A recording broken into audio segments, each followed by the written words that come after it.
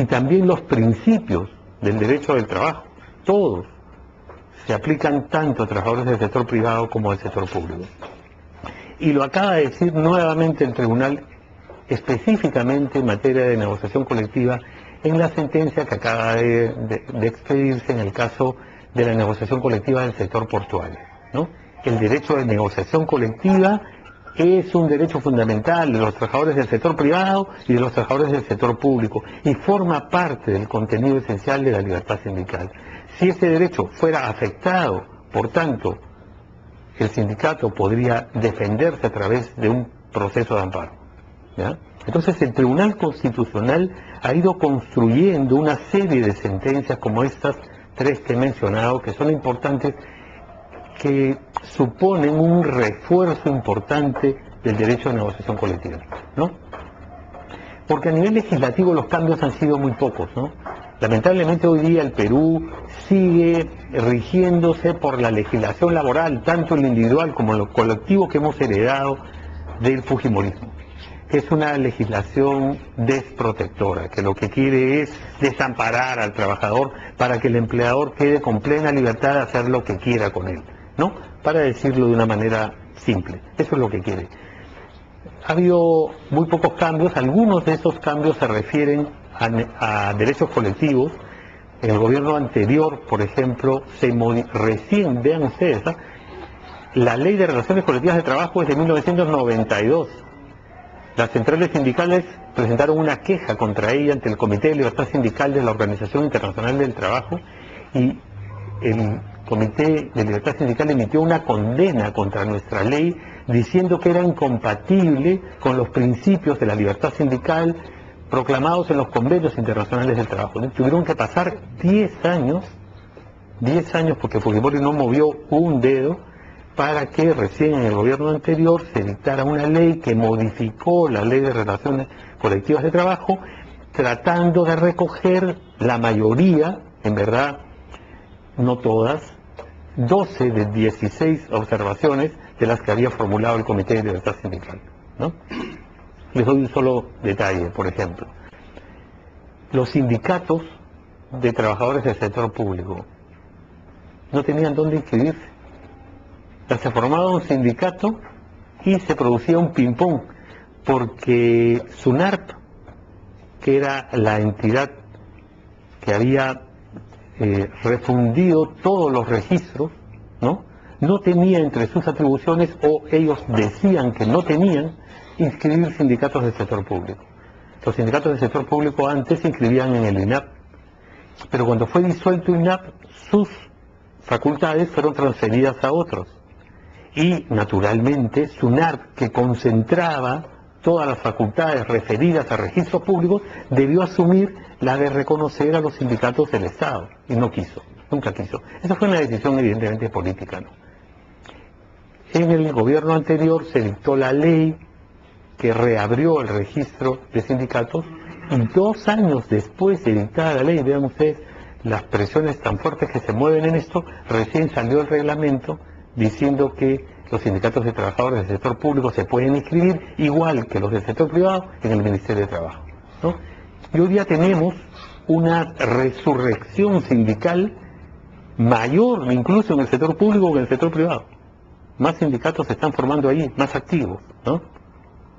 Todos estos sindicatos, sector privado y sector público, todos tienen derecho de negociación colectiva. Ahora, en el caso del sector público, para trabajar primero este tema y luego pasar al régimen privado. En el caso del sector público, la negociación colectiva se rige por 2 decretos supremos de 1982, que han quedado absolutamente desbordados por la realidad. Nadie sigue las restricciones que estos decretos conllevan, ¿no? Yo les he enviado un texto sobre el derecho colectivo del trabajo que resume el régimen tanto del sector privado como del sector público, que entiendo les van a entregar en un disco, ¿no? Entonces, por eso no voy a hacer referencia en detalle a esto, porque lo van a tener ahí, lo van a poder leer, están las citas legales, etcétera. Pero es un absurdo, imagínense, en el sector público hay que presentar un proyecto de convenio colectivo. Se forma una comisión paritaria, una comisión técnica, el titular de la repartición, es decir, el ministro, preside todo esto, ¿no? Y lo que es peor, a ese procedimiento engorroso de que tiene que pasar por la comisión paritaria, escuchar a la técnica, ¿no? No se puede negociar remuneraciones. La ley de bases de la carrera administrativa dice, no se puede negociar remuneraciones, ni tampoco condiciones de trabajo que tengan incidencia económica. Entonces, ¿qué se puede negociar? ¿Qué se puede negociar?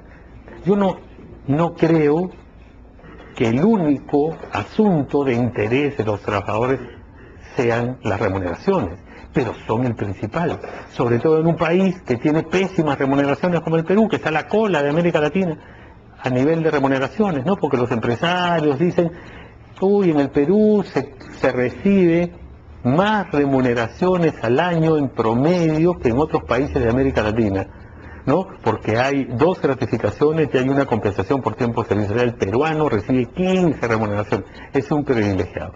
Claro, pero recibe 15 diminutas remuneraciones.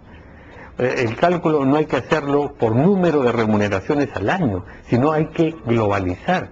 ¿Cuál es el monto global de remuneraciones? Así sean más que recibe el peruano. Estamos a la cola de América Latina, creo que peor que nosotros solo está Haití. Y eso, claro, los empresarios no lo van a decir, ¿no? El instrumento esencial para mejorar eso es la negociación colectiva, pero la negociación colectiva requiere sindicatos y los sindicatos fueron casi aniquilados durante el régimen de Fujimori. Recién se están reconstituyendo y están recobrando algo de poder para negociar. Cuando haya un poder negocial suficiente, entonces seguramente las condiciones económicas de vida de los representados por los sindicatos van a mejorar sustancialmente. Pero ahora, también débiles, ¿no? Entonces las normas del sector público son absurdas. Son absurdas. No se puede seguir una negociación colectiva atendiendo rigurosamente a los contenidos, plazos, instancias que señalan esos decretos supremos de 1982, porque entonces no habría negociación. Y de hecho no se siguen. Cuando los médicos o las enfermeras del MINSA o de salud presentan su pliego, cuando los maestros del SUTEP presentan su pliego, por mencionar algunos de los gremios más importantes del sector público, ¿ustedes creen que siguen los procedimientos rígidos, arcaicos de los decretos supremos de 1982? No. ¿Ustedes creen que los médicos y las enfermeras o los maestros no negocian remuneraciones? Claro que negocian remuneraciones. Entonces, ¿qué ha pasado con la ley que dice que si se negocian remuneraciones el convenio es nulo? Ha quedado superada porque, como es tan represiva, y las normas represivas suelen ser desbordadas por la realidad, ha quedado superada. Y se negocia de hecho. O sea, lo que tendríamos, en otras palabras, en la negociación colectiva del sector público, es que el hecho ha superado al derecho. Un derecho represivo ha sido desbordado por el hecho. Hasta los policías, que no pueden tener sindicato, según la Constitución, negocian remuneraciones. Y tienen otros métodos, y los militares también, tienen otros métodos para negociar distintos a esos procedimientos, ¿no? ¿Qué debería hacerse en el sector público? Es que es una propuesta que no es novedosa y que se hace en otras partes del mundo y que en el Perú se ha planteado hace años, pero por supuesto el gobierno, y yo creo que todos los gobiernos, sin excepción, comparten esa idea. No quieren. Los gobiernos no quieren sindicatos y no quieren negociación. Porque es mucho más cómodo fijar unilateralmente las remuneraciones y los incrementos sin tener que negociar, ¿no? Entonces el gobierno se da para sí, da para el Estado un régimen que no tienen los privados. Los privados sí hay reconocimiento de derechos, pobres derechos, pero hay reconocimiento de derechos. Los públicos no. Hay una desigualdad manifiesta, ¿no? Les pongo un solo ejemplo. Se han dictado en los últimos años algunas normas interesantes, recortadas pero interesantes en materia de intermediación y de tercerización, después de mucha batalla, que reconocen la solidaridad. Bien, esas normas no rigen para el Estado. O sea, si el Estado utiliza, como de hecho utiliza, intermediación o tercerización, entonces ahí no hay solidaridad. Es decir, si el empresario, que es un fantasma, no responde de las obligaciones contraídas con los trabajadores de la intermediaria